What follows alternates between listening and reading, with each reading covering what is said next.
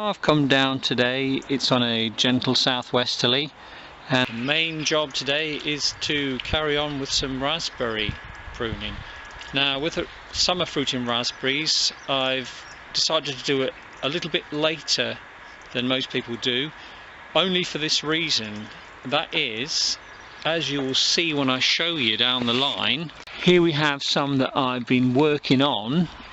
If you take it down here, you can see one I've pruned there, and the colour of the wood is actually different than the younger canes. Okay, that's one clue to the fact that it's older, and you need to take out the older canes to allow the younger ones the space and the light they need. Okay, here we have an example of a very old raspberry cane on the summer fruiting variety, and the clue is it's branched, as you can see.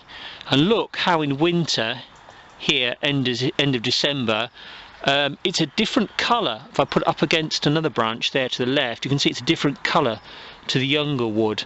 Okay, we also had a problem this year, as you can see there, with vines, and I couldn't get them all out in the summer, because if I did I would have damaged some of the canes, but I did try and rip them out at the top. So a good time in winter is also to have a go at these vines. You can see there's a young one down there, that little green two-leafed vine there coming up, though they need to be gently pulled. And you can see I've made a start here on pruning these canes as well, and this is the job to be done. Okay, and the one I've shown you before is what I've done so far. I'm working my way along the line. With raspberries like these, you can take them right down to the ground. I can come back and take these even shorter, the ones that have been cut, and you can see how the young canes then are allowed this space and the light they need to develop, so hopefully get another decent crop this summer. Originally these canes were found on my plot, strangled at the bottom, surrounded by this vine.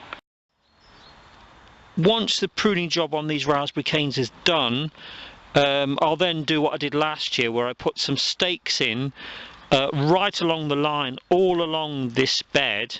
Okay, and as you can see, the canes will propagate themselves, so the idea is you need to thin out some of the younger ones as well.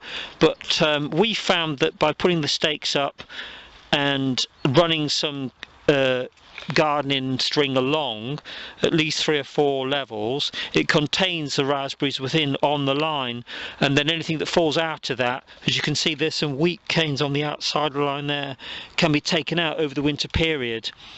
And the light itself, even now, you can see that the buds are starting to develop anyway on these canes. So that's the job for today done. Having seen some of your allotment videos, I've noticed that I'm not alone in growing this beet cylindra, and there's also a wonderful recipe being posted on Richard and Paul's site, and looking forward to lifting 1 or 2 of these beet cylindras and having a go myself.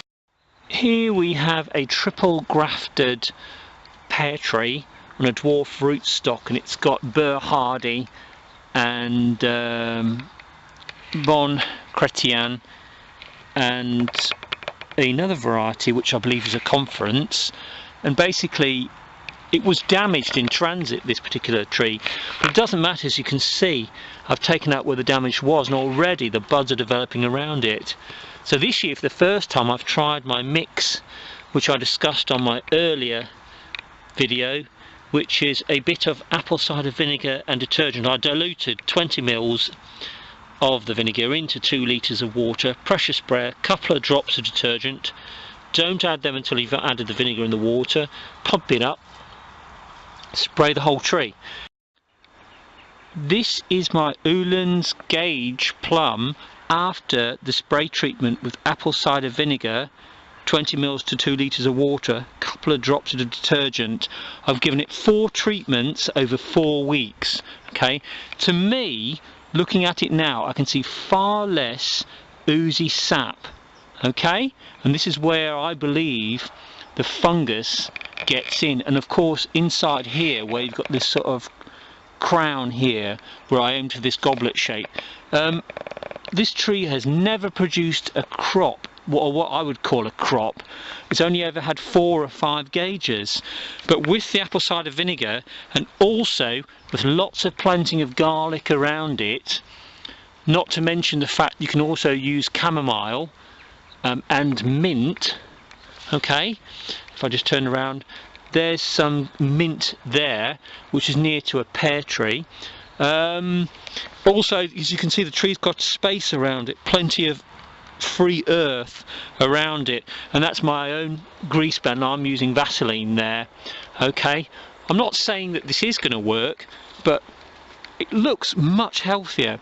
When it was really oozy and sappy, I used a really old toothbrush, put some of the old vinegar. You can use other vinegars. I tried white vinegar as well, diluted down, scrubbed and scrubbed, and I've removed as much of the oozy mess as I can.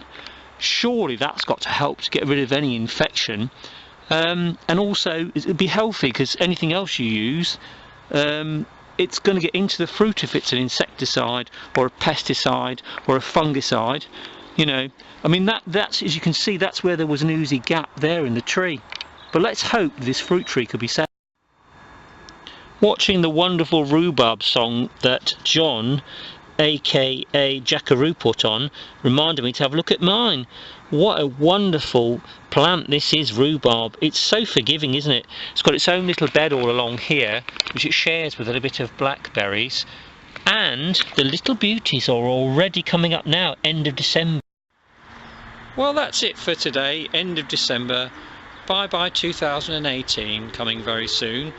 Hope you get a chance to get down to your allotments or into your garden, and I'll keep you updated as to how I get along with my raspberries and the fruit trees on the spraying programme.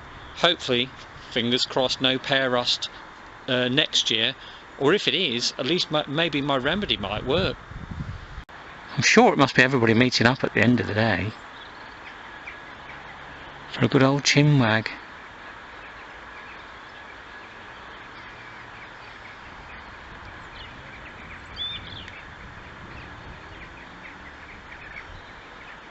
There they all are there, look at that.